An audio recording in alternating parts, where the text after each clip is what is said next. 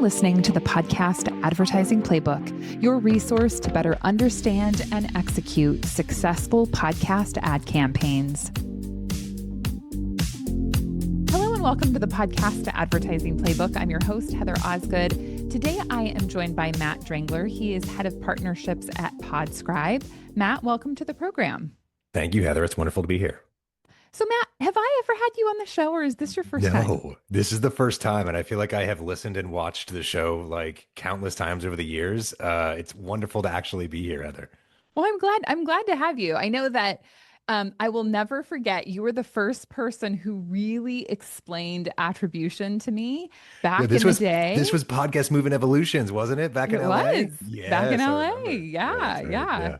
I remember sitting there and you just drew this diagram and I was like, oh, I get it. And it was like this huge light bulb moment. And I was so excited that we had it in our industry finally. I'm so glad. I'm glad that you could kind of pick it up, because it can be a complex topic if you don't know really what you don't know. Because I don't know, when people say pixels and data and you kind of go cross-eyed, it's like, I don't know what any of this stuff means. So I'm always a big fan of the Tim Ferriss way of describing things. If you can really describe something in the right way, no matter how complex it is, anyone can understand it. So I tried really hard to make it happen. I'm so happy that it worked, Heather. I think it's been really good for the industry. For sure. And I love that you use that example, because I think you're really good at breaking complex subjects down into smaller pieces, which makes them more digestible.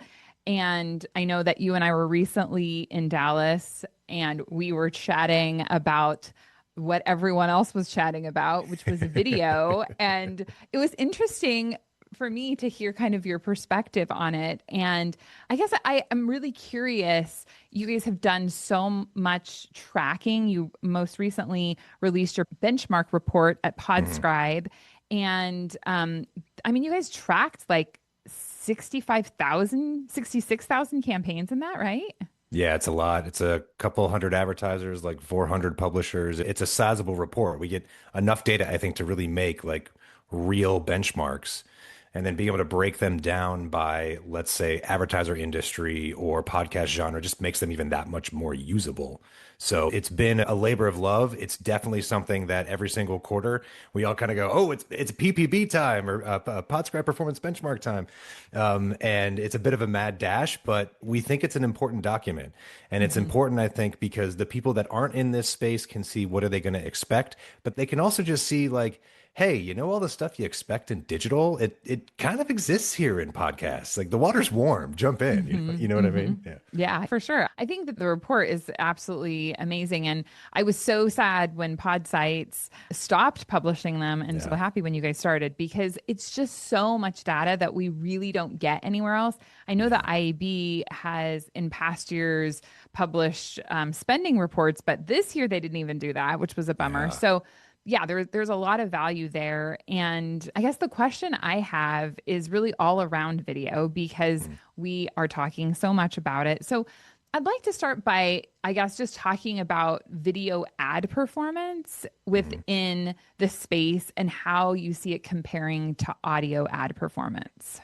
Yeah, I say I'll not bury the lead. Let's talk about what it is, what the answer is first, but we should probably talk about the nuances that exist when people talk about video and podcasting. So, super high level, how does video perform compared to audio? Well, the reality of it is that we have to model for this information on the video side. We don't always know, but if we use frankly, some of the older things that we used to do to measure the effectiveness of podcasts, how did you hear about us surveys, coupon code redemption.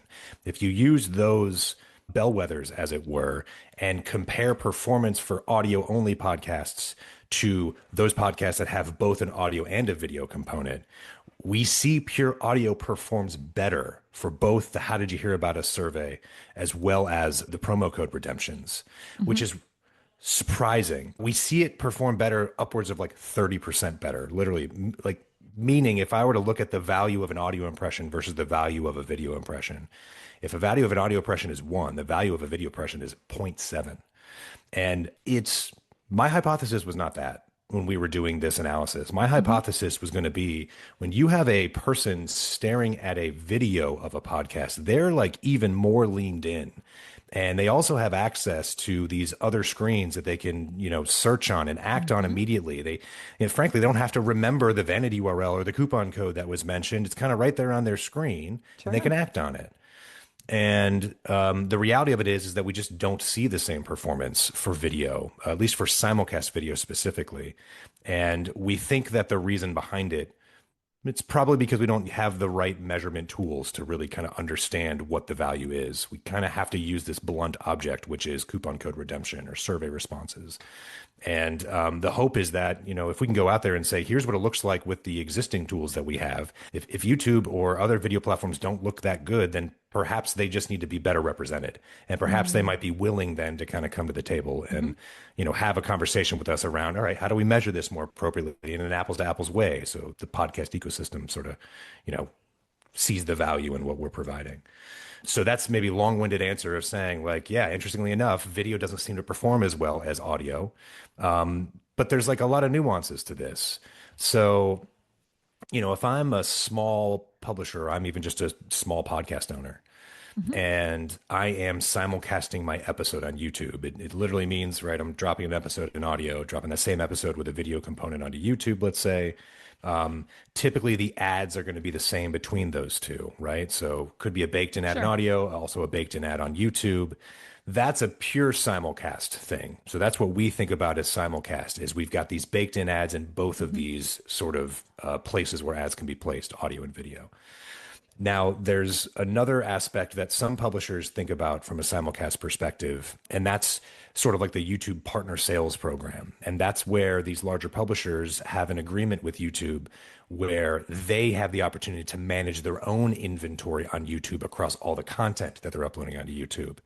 And that can't really be measured by pixels today either, at least not in the way that we think about within podcasts. It can be measured within Google's measurement and attribution products, but it can't be measured alongside podcasts like traditional audio podcasts because frankly, YouTube, Google, they don't measure the effectiveness or performance of podcasts or audio podcasts in that way. So the only real way to kind of combine these two things together is to either look at, let's say, these like more partner sales program opportunities. And by the way, you can't do a host read episodic ad through this partner sales program. You can just do like audience or content targeting. And so already there's sort of a disparity in the way that people think about buying podcasts, right? So there's that, and now you're measuring that kind of in a silo, through the lens of Google, and then you're measuring your other stuff through the lens of a Podscribe or someone else, and you can't really merge them together.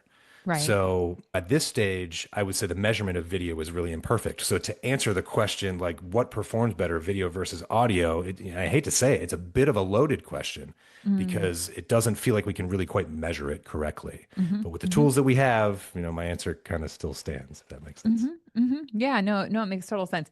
I was so shocked when I learned that there was absolutely no way to pixel track video. And as you commented on, obviously Google has measurement tools that they're using. And, I'm sure that there is information that is provided to an advertiser when they advertise with YouTube, right? I mean, that is there. But if we're talking about doing embedded ad reads, none of that is there. And it's just interesting because we have begun to rely so heavily on pixel tracking. And, even in your benchmark reports, I'm sure you have the percentages memorized. I do not. But when you look at survey responses and when you look at coupon code redemption through promo codes and things, and then when you look at the attribution, I think it performs like 6 times better through attribution than it does through the other pieces.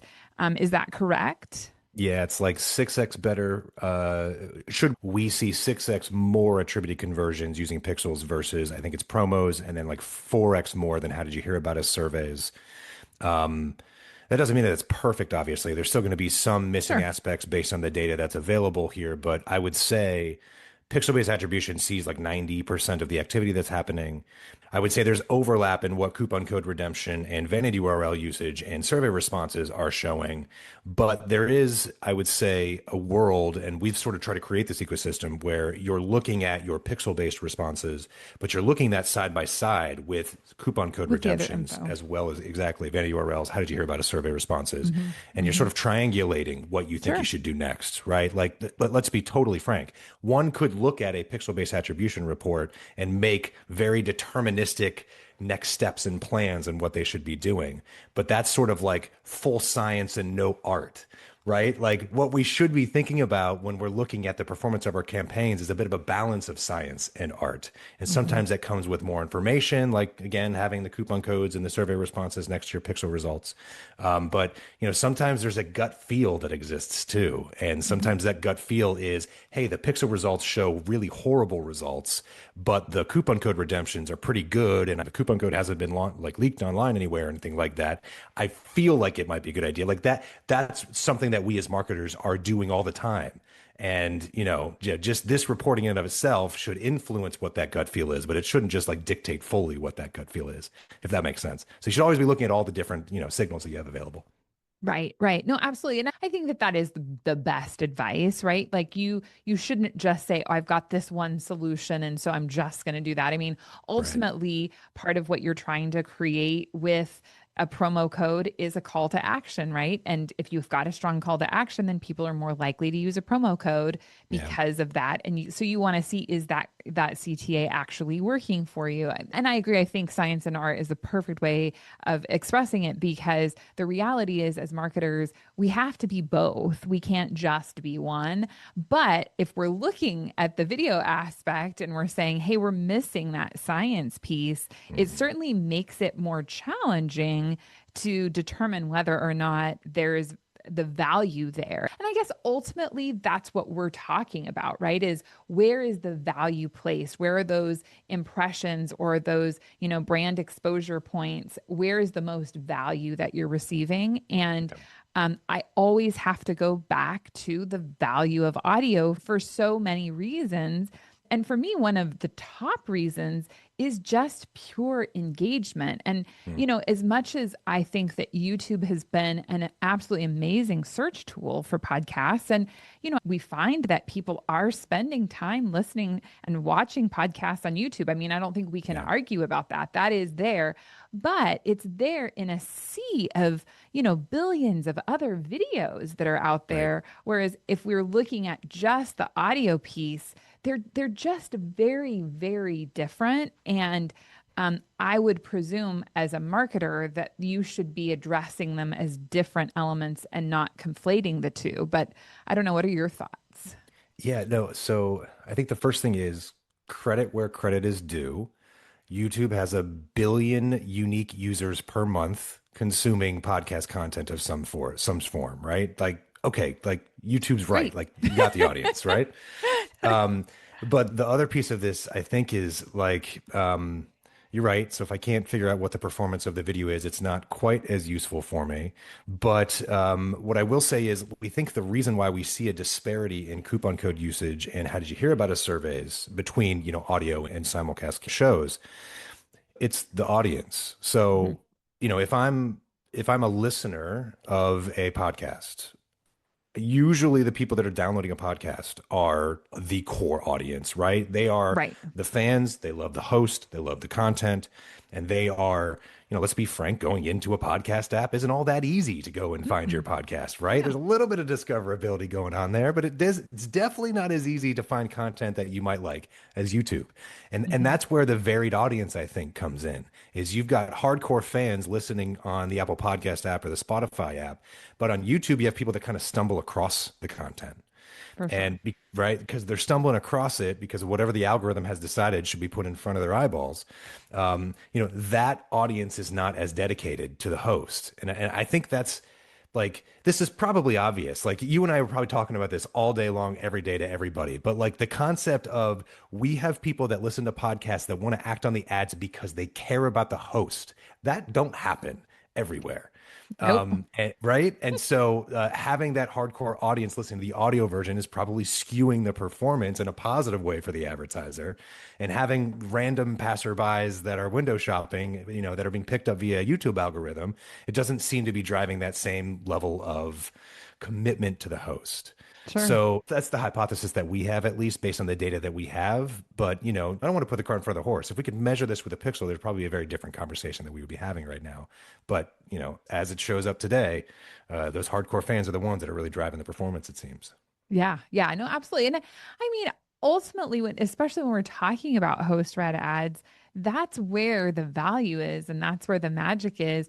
I think it's really interesting to see, and we all knew that this was coming and it's still not here fully, but it's interesting to see how many more run of network buys there are that are Yeah. happening. It's interesting to see the increase in programmatic campaigns, just specifically within the podcast to audio space. And I mean, I'm excited about that. And I think the reason I'm excited about that is because it really gives us this ability to monetize all of the impressions and all of the shows.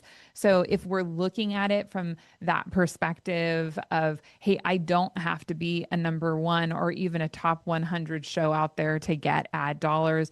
I can Right. be a mom and pop show and get, a couple $100 a month, which maybe is going to cover the expense of my hobby, if nothing else. Like, Right. I think there's so much value in that, but it also is interesting because it is, breaking down a bit that host read piece, which is where the magic happens, right? It's Mhm. I am faithful to this host. And I think what's so cool to me is like I'm faithful to you even though you're not a celebrity. I'm faithful to Right. you even though you're not somebody that everyone else in the world knows about. I like you because of who you are. And then Right. that's where all this magic happens, right? Right. Because you've told me about this product that I'm like, well, gosh, if Matt likes this, then Right. I Right. should Yeah. probably check it out, Yeah, right? Like exactly. that Yeah. magic is so valuable. Yeah, that personal endorsement, I think, is the magic. And that's something that we try to track all the time is like, is this host read ad creating a really good personal endorsement? And if it is, we typically see that it performs better, which is Hmm. probably not a surprise.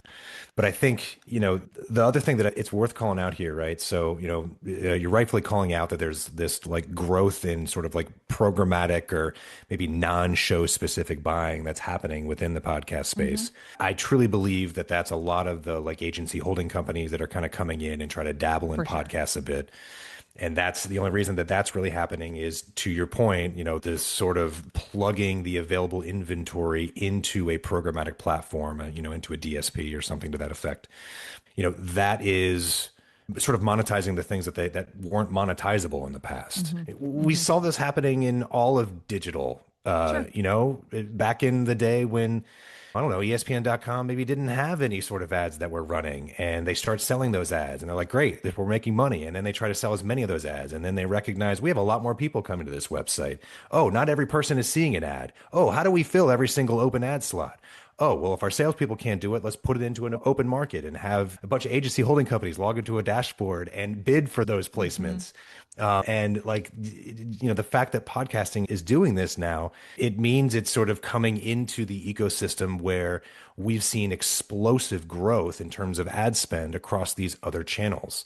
And that's where I think it's good for the industry because it's going to allow us to grow a bit, at least in terms of ad spend. The user experience, I agree with you, is where I think things can maybe go downhill a little Hmm. bit.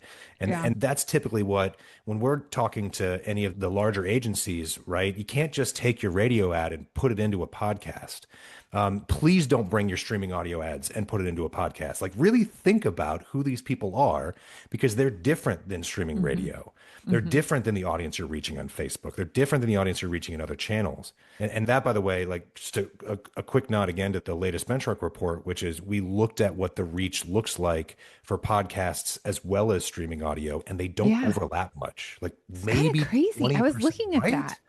It's Yeah. So you crazy. 20% overlap. That's it. 20% overlap between the two channels. And between the two, if you really ratchet it up and you buy as much as you possibly can, you can hit 85% of the United States across just those two channels, which is like mind blowing from my perspective. Like you think about what other channels have that kind of reach, and it's like None. radio and like TV and like Yeah. the big ones that are making Yeah. hundreds of billions of dollars. So it's like, I guess it's our turn now. Like, let's, Yeah.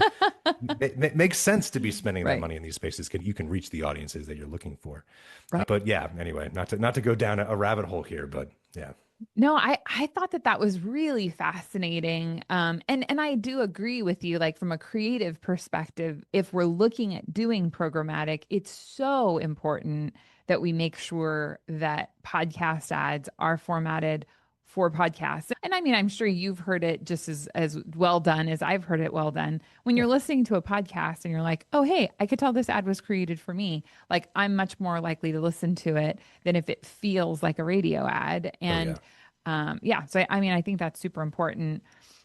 I'm really curious. So, we just have heard this announcement within the last week or so that YouTube is now going to be doing dynamic ad insertion. I think that it's supposed to be coming live in March of 26. So, I think we've got a little ways to go before it's here. But I also think that I have heard some rumblings that like the whole thing isn't actually really built out and YouTube's really like not 100% sure exactly how they're going to do all of it.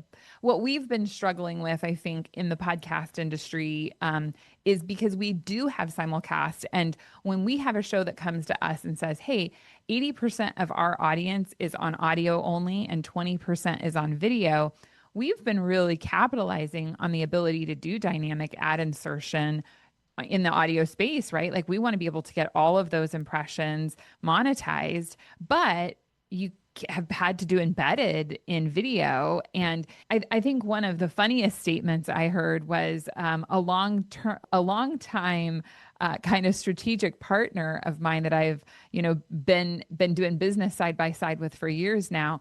We were in the early days just pushing and pushing for like, why do we not have more dynamic insertion? Like embedded is horrible, blah, blah, blah. But now this person's working in video and they're like, well, really, we should just go back to video. And I'm like, really, we should just go back to embedded. Like that's where we should be is embedded, right? And I'm like, wait. We fought to get all of these impressions. Like we need to sell all of these impressions. But so I'm really excited about this idea because it's really been challenging to sell embedded on video and dynamic in audio and just figuring out how to traffic that and even how to quantify it for the advertiser so that it makes sense. So I'm really interested to see what it looks like to do dynamic ad insertion. What are your thoughts about that? I'm excited that they're creating this. I'm going to call it an ad targeting product because if you think about how YouTube inserts ads today, it's dynamically inserted, Yeah, right? I know. It's just like where they're behind on the eight ball is being able to dynamically insert and target a single episode, right? Right. Like, and that's really what we're talking about, this like branded segment. I too get the sense that it is not really built out all that much. I went to an event that YouTube hosted at their offices at Pier 57 in Manhattan and was kind of talking to some of the project managers that have created it. And they're excited about it. They're excited that the podcast industry is excited about it, but they also are like, I can't answer all of your questions yet because it's still 2026 is when it's coming around and stay tuned, right? So it's nice that they've heard the demand. I guess, whatever the news publication was that leaked the fact that this is going to be a thing, they were right. So I guess shout out to Semaphore for that. But also, too, what I'll add is we'll call it the faked in ad on YouTube is maybe that's the easiest way to call it. Here's the thing is that there's a monetization dynamic here as well. If I am baking in an ad into my YouTube simulcasted episode and whatever I'm charging for the delivery of that ad, I don't know what my CPM might be. Some publishers reduce the rate by 30%. Some keep it the same CPM and just include it as a package deal. The thing is, they get all of the profit from that, right? If you do this branded segment, faked in stuff through YouTube when it gets launched, you're giving up a share of your CPM in order to do that. And so I do think that there's an interesting trade-off here, which is YouTube sort of builds the product, allows us to buy podcasts, how many buyers want to buy podcasts on YouTube. But there's going to be a profit sharing thing that's going on there where YouTube gets a cut, right? Sure. And so now there's this interesting dynamic for me as a creator or a publisher, which is, I guess, The branded segments will enable measurement to some Hmm. extent within Hmm. the Google ecosystem. Sure. And if that is a necessary thing and part of the buy, me as a Hmm. publisher or creator might be willing to take that cut with Yeah. YouTube to do the branded segment stuff. Yeah. Otherwise, I may try to push buyers more towards like, well, we'll just embed it in there and then Right. it'll live there forever. You know what I Right. mean? Right. Right. And so yeah, there's that interesting invisible hand that sort of needs to be figured out on like what's the supply, what's the demand, what's the right pricing for this stuff. Right, right, right. I mean, I think you're absolutely spot on with all of it. What I do think is important, obviously, is always just to think about back catalog, right? So, Yeah, I mean, if you've absolutely. got all of these episodes where people are watching them and you're not monetizing them, there's Yep. a lot of money on the table. And we know YouTube is monetizing them just fine, right? Because we see all the ads. And yeah, I mean, through AdSense, I'm sure the creator gets some, but I think that there's still a lot of money on the table because you can get a lot for direct deals that you're, I'm sure, not making through AdSense at the same level. So, I mean, I don't know. I think it's going to be really interesting, but you're right. I mean, obviously, YouTube isn't doing this as a favor to us, they're doing it to make money. And so Sure. I think that will happen. But it could be kind of like how I feel like in some ways we started in podcasting where it was like, hey, we're going to keep embedded ads in our current episodes and we're just going to do DAI in our back catalog, Mhm. where I feel like that's kind of morphed now. And like you said, like there's just a lot of faked in that happens, which makes sense. And I mean, I don't know. I think it's going to be a new path to walk for everyone figuring out how it's going to work. I hope that we have the ability to actually put where the ad insertion points are within the video, because if there's one thing that I think everybody hates about YouTube, it's that the ads are just, they are such an interruption to viewing. Boy, they sure are. It feels like there could be an easier way to find the right place to insert an ad, It like, does. in a silent part of the episode or something to that effect. So yeah, I don't disagree. Although I am a YouTube premium customer, so I don't ever Oh, see okay. ads, and all the creators get a little cut of my whatever I spend a month. I don't know. I know I'm embarrassed to even say, is it like $20 a month right now or something like that? Um, Yeah. but I was going to say too, back to sort of like the pricing discussion. When dynamic ad insertion came out, no one really knew how to price those ads. Hmm. And I think a lot of folks were coming out and pricing it similarly to a host read ad. And I believe that the supply and demand curves have sort of adjusted appropriately here because, I think when we look at host read embedded ads, they seem to perform best. They seem to drive the most engagement, but because of their premium CPM, they have to work a lot harder to perform on a per dollar basis. And like when you look at more impression based, non show specific buys, DAI type stuff, that's priced lower now for a reason because it doesn't drive the same response rate, but on a per dollar basis is very competitive with host read ads. Right. So I think the Right. same thing needs to happen with these branded segments, Yeah. the faked in YouTube stuff. Right. We're going to figure out where that sits, and perhaps like I don't know where your hypothesis was, Heather, but my hypothesis was video performs better than audio. And perhaps that hypothesis can be like proven out once we can start measuring it and we'll figure out what the right price is for it. Yeah. So I just think, Yeah. we're in nascent times right now, I think. Right. No, absolutely. I'm so glad you brought that because I thought that that was so interesting that Right. really it's, yeah, the dynamic isn't converting as well as embedded, but when you look at it from a return perspective, it's returning better dollars. And Yeah.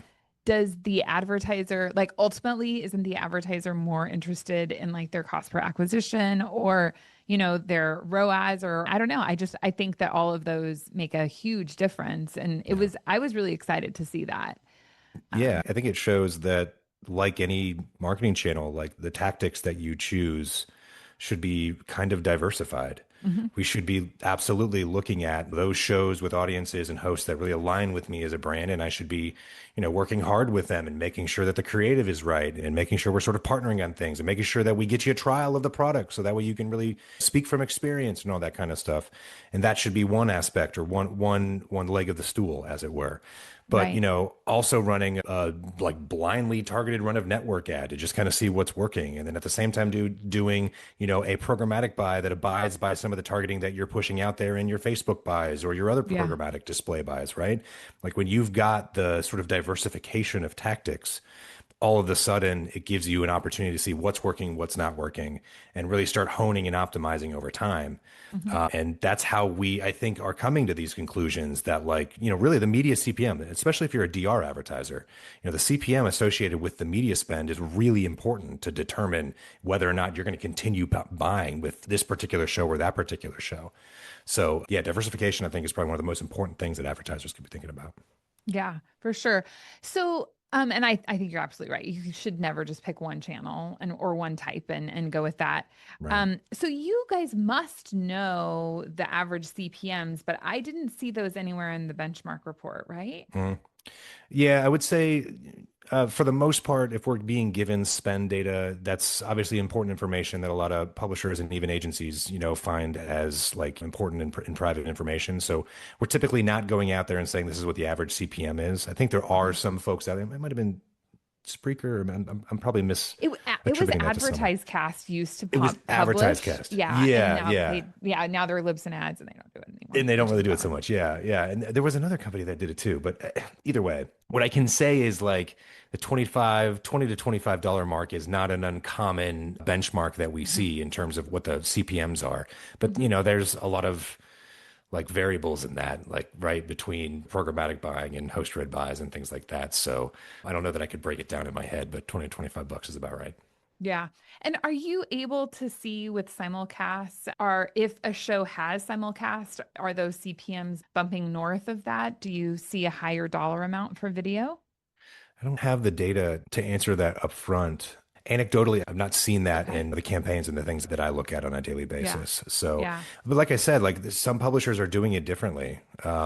I talked to a publisher the other day and they were saying that they reduced the CPMs for YouTube views. I think I mentioned like 30%.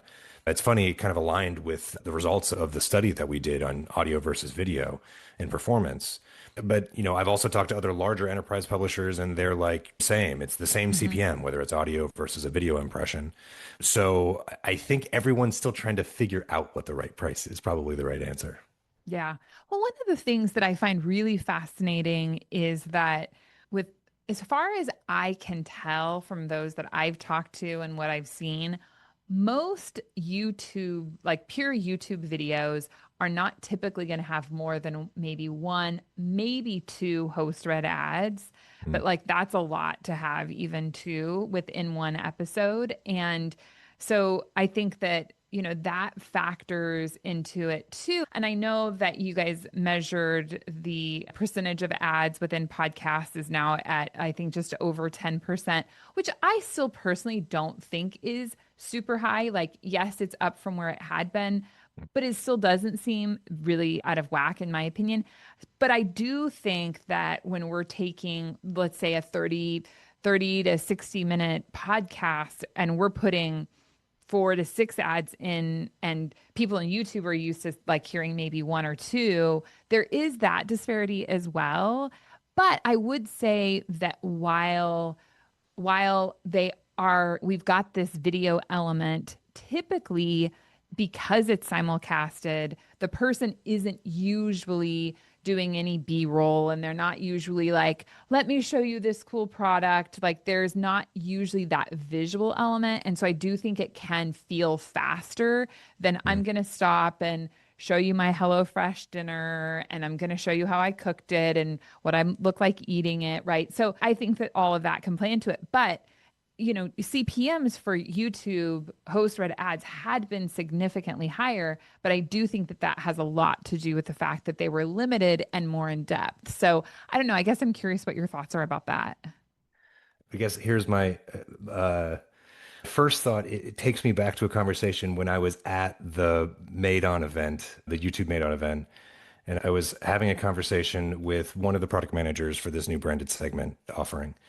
And I was sort of like the guy that was spoiling the party because I was like, hey, here's some data that shows that video and audio are very different in performance and audio outperforms. And the person I was talking to was like, that doesn't seem right. And I could tell like the whole conversation shifted. And I was like, you're right. I don't think it seems right. Like, how do we measure this more appropriately? So I guess what I'd say is I think there's a general belief in the marketplace, certainly was my hypothesis, that like video is extremely valuable. I think we know that, like the billions of dollars that go into TV, that Mhm. now I feel like CTV and OTT becoming this really large conversation in the industry now. Visual is obviously important. And I think there is a difference in like where people are at between consuming audio only content versus video content. Like this is probably obvious, but it's like if I'm consuming audio content, although my favorite phrase, my earballs are busy, my hands are not, right? My Mhm. eyes are not busy. And so I can technically be doing things while I'm listening to a show. If I'm watching something, I'm usually much more engaged. I would expect that to be good from an advertising perspective. Mhm. And so maybe it is, all of that aside, either way. And another thing that I thought was interesting, ad load is definitely going up in podcasts. And I think that's as ad spend goes up, we expect ad load to go up a little bit, It right? makes sense. Like to me, Makes it's not a sense. bad thing. I think it's a good thing, No. really. Yeah, I think it's showing that what we're doing is working. So I Yeah. think there's that, right? I think the other thing too is like 10% ad load is not bad. Like think about a Oh, 60-minute TV show and there's like 19 minutes of ads, yes. right? Like that's a third. That's like 33%. So this is like nothing in comparison to 10%. So if Yeah. like we as an industry recognize that like perhaps the maximum is like 19 out of 60 minutes, can we keep something that's reasonable for the listener? I think we're going to be fine. I also find that it's like only like the top, whatever, like 10% of shows even have so much monetization that we would need to diversify out of those and find a way to spread those impressions out for the long tail. And, some publishers are really good at that and some publishers are not as good at things like that. But like once we figure that out, I think Mhm. that the user listener experience is not going to be impacted negatively by increasing ad load. Once we I figure out how agree. to balance the impressions better, Yeah. then we're good. Like we're Mhm. still going to have a very engaged audience that wants to hear from their host, that wants to listen to an entire episode, that wants to act on the advertising. So Right. like, I don't see rising ad load as a bad thing. I think it's just, if you look at specific shows, some of the shows get really high in ad load. And that's where I'm like, ugh, I don't think people want 40%, 50% ad load. No, Doesn't make sense to me, right? no, no, So I for think that's sure. like the only caveat that I add is as ad load goes up, as long as it's being dispersed evenly, I think we're going to remain a very strong channel. Right, right, for sure. I agree.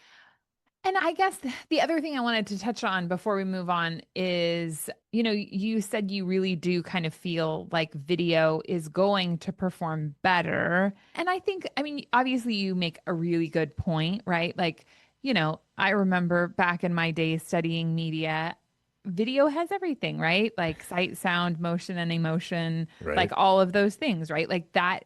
I know that there are lots of people who love pure audio and there's place for pure audio.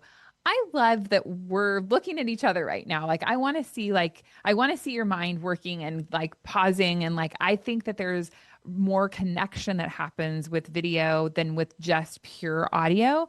Yeah. What I get concerned about with video and YouTube in particular is just the sheer quantity, right? So it's like if you think about even if you compare, like CTV to YouTube, it doesn't hold a candle in terms of quantity, right? Like if Mhm. I go on Netflix, there is a limit to how much is there and how much I can access. It Mhm. feels like it's endless, but it's not really, right? And I think we've Mhm. all had that experience where we're like, this thing had like this movie has to be on here and it's just not. And you're like, wait, what? Right. Like, but YouTube is just so vast. And I Mhm. think the biggest issue that I see with YouTube in particular is time spent is very short. Mhm. Like people just, and all of the short form content is really conditioning, especially the younger audience, to not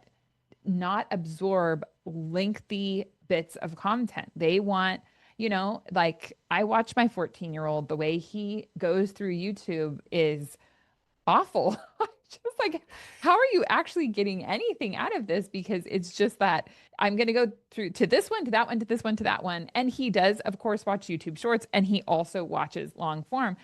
And I'm not watching it alongside him. So I'm not sure why he chooses to go to the next video when he chooses to, but it's just so incredibly different. And there are certainly very dedicated subscribers. Like, obviously we see these channels that succeed. So I'm not saying that there isn't any engagement there. There's obviously an affinity for that channel and that creator and all of that, but it is very different than time spent with audio. Oh, it definitely is. I mean, if you think about it, I feel like both the audio and the video though have challenges with that. Like, how does YouTube define a view? It's something like 30 seconds or a It's minute not of long. content or something like that. And for a podcast that's 4 hours long, like, all Hmm. right, well, how many of those million people actually like saw enough of this content to even see the ad? That's Right. obviously the first thing. But we kind of are like subject to the same restrictions in podcasts. Like the way that we Hmm. count a download and or an impression is based on like a minute's worth of content that's been downloaded, right? Right. So I do kind of feel like the like confirmed listen, confirmed exposure is something that every single channel battles with. I think if we could find a way to perhaps tighten up what a definition of a view is for content that's longer than an hour, and maybe we require more watch time to Yes. qualify. You know what I Yes. mean? Like, and Yes. That would be really great. right, I'm not going to be the person that tries to define what that new view metric is Sure. because that is such a hotly contested thing, and I don't want that smoke. But I will say that there needs to be perhaps an adjustment of how we think about a view with long form content for sure, because I think then, people that are out there talking to buyers, they need to know or understand if I've got a million incremental views on YouTube, how many of them are actually views or actually going Right. to hear the ad? And then the other thing that is totally missing from this entire conversation that I wish we could do, and maybe someday we will be able to do, is what is the deduplicated reach across the audio version and the video version? And that's another Let's aspect not of talk this. about that, Matt. Exactly. Like we don't want to talk about that, but I really want to know that because that You're gets to the spot answer, on. right? Yes. Yes. So No, if I we, think we don't talk about that at all, right, and right. we should. We should. It's just it's impossible to answer. Right. So it's definitely easier to avoid it. And like if anyone has ever asked that question, I think the answer needs to be we don't know. Like there's no way No. to know at this stage. Right. Right. So hopefully there's some opportunity to measure this at some point in time. But I think with that missing piece, that's an important aspect to understand how we should be pricing, YouTube Hmm. and video versus audio and things like that. So yeah, Right. and again, Right. we're nascent. Yeah, no, absolutely. And I mean, I always go back to the Sounds Profitable study where they showed that yes, people were consuming a lot of video, but the same people who were consuming video were also consuming audio.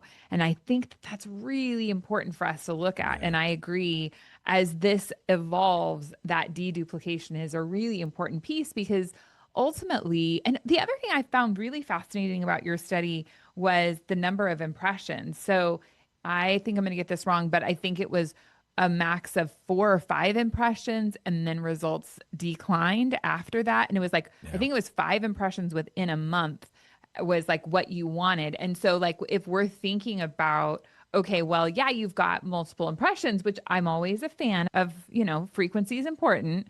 Mhm. But so maybe I see it in video and I hear it in audio, as long as I'm not getting too many like impressions from the same advertiser over and over, then yeah. So I don't know. That's interesting to consider too.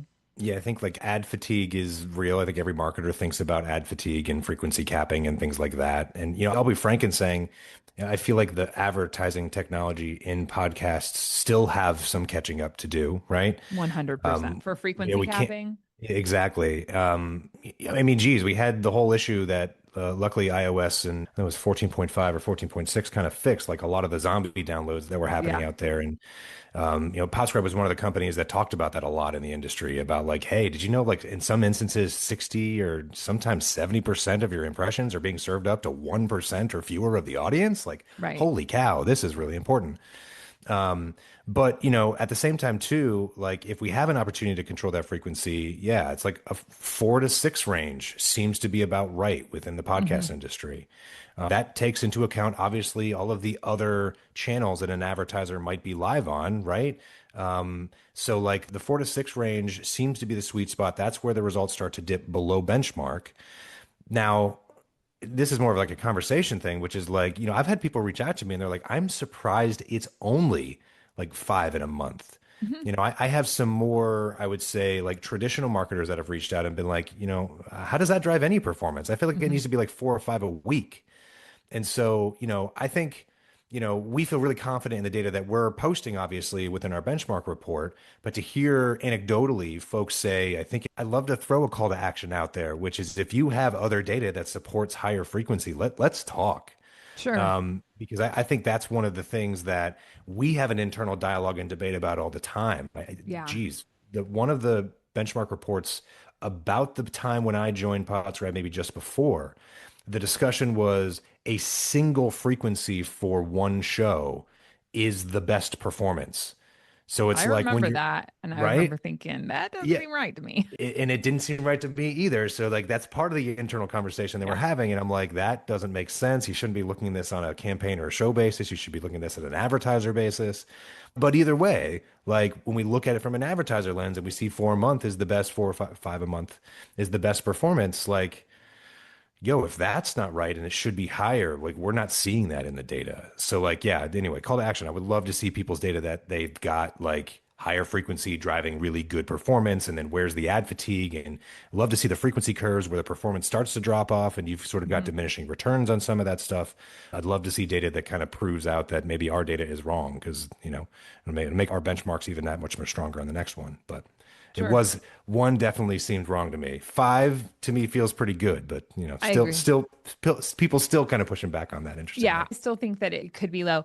What I think is so important that is you kind of alluded to, but I think is really difficult for us to track is that if I have zero brand awareness, I need more than 5 impressions. Sure. If you're ZipRecruiter and I just heard you on the 5 other podcasts that I listened to this week, I Right. don't need more than 5. Or if you're Match.com and you've got a 98%, brand recognition within the US, like all of those things are really important to consider. And so I do think it's hard because I don't think it's a one size fits all. I also think that you have to look at, in terms of the cost of the product, is this a high consideration item or is it a Yeah. low consideration item, right? Like Yeah. if I'm thinking about buying a Land Rover, like maybe I need to hear more ads for Land Rover because I'm not going to like, oh gosh, I just heard an ad that like my favorite host likes Land Rover. I'm going to go buy one.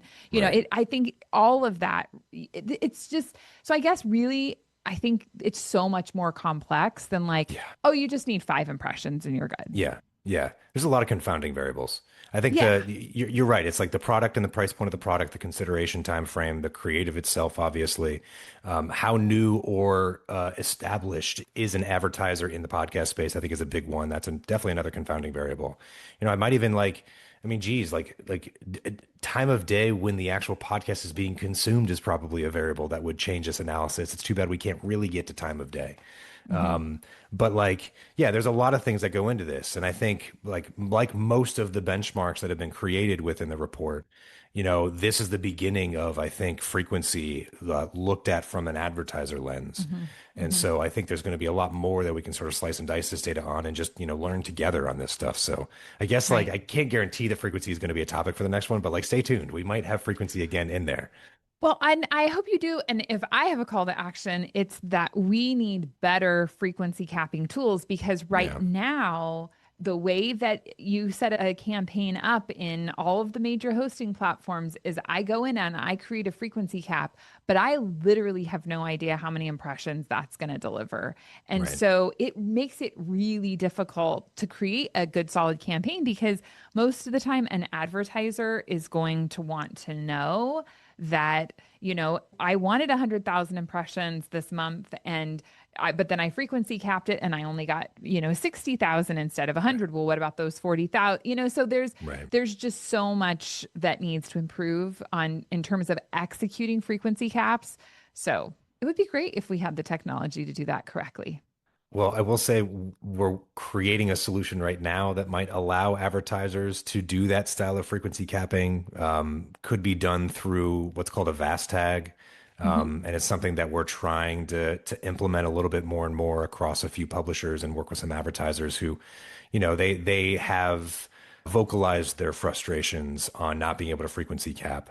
And so we are trying to see if there's maybe a little bit of a piece of the puzzle that we can offer up here into the ecosystem and help to enable that. Especially, I don't know, like if you ever ask a large enterprise publisher to frequency cap, they're like, we don't have the tech to do that. And it's like, okay, when do you think you will? And it's like, we'll talk to you in 2 years. You know what I mean? I know. It's kind of crazy. Yeah. So the hope is like maybe there's a bit of a shortcut here. And then that's something that we're trying to do with fast tags right now. Sure. Well, Matt, I know we need to wrap it up. If people want to connect with you or Podscribe, where is a good place for them to find you? Yeah, great. So they can find me, Matt at podscribe.com. And then my team is partnerships at podscribe.com. So if there's an opportunity to maybe talk a little bit more in depth, those are 2 great places to start. Excellent. Well, thanks so much for being on the show. Thank you, Heather. It was great to be here. Thank you for listening. I hope that you have enjoyed this episode as much as I have. Hopefully we didn't talk too many little stats and things, but gosh, it's so interesting, really fascinating to look at how to put together great podcast ad campaigns. Thanks for listening, and we'll catch you again next time. Thank you for listening to the Podcast Advertising Playbook, your source to a better understanding of the podcast advertising industry.